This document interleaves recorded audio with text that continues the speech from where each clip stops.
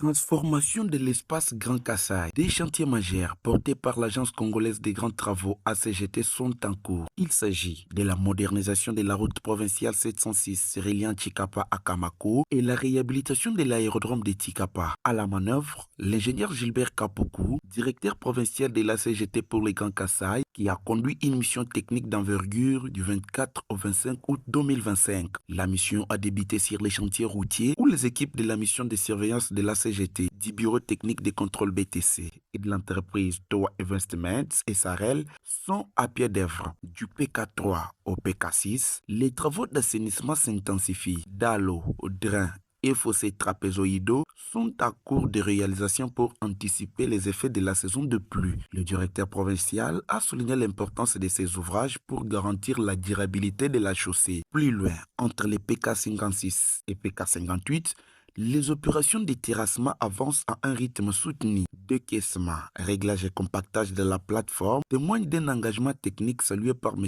Kapoku qui a encouragé les équipes à maintenir cette dynamique. À Chakwaji, la délégation a inspecté les sites de base vie du projet, infrastructure clé pour accueillir les personnels techniques et logistiques. Des emplacements destinés à l'implantation des postes de péage ont également été visités sur les corridors Chikapa Chakwaji Kamonia en vue d'un futur système de recouvrement pour l'entretien de la route. La visite s'est poursuivie à Milombe Talvo où le concasseur principal du projet produit les matériaux nécessaires aux couches de base. Les bacs de traversée de 65 tonnes en phase de finalisation permettra de franchir la rivière Tikapa et de relier les tronçons vers PK7. En marge de cette mission, le directeur provincial a été reçu par le vice-gouverneur du Kassai pour un échange interinstitutionnel sur la sécurité du corridor et la coordination interinstitutionnelle. Le 25 août, l'attention s'est portée sur le site du futur aéroport national de Tikapa. À l'issue d'une séance d'échange entre la CGT et les autorités provinciales, l'ingénieur Kapoku a effectué une visite technique accompagnée des équipes de la mission de surveillance du bureau de contrôle AEC et SARL et de l'entreprise Horizon Corporation. Bien que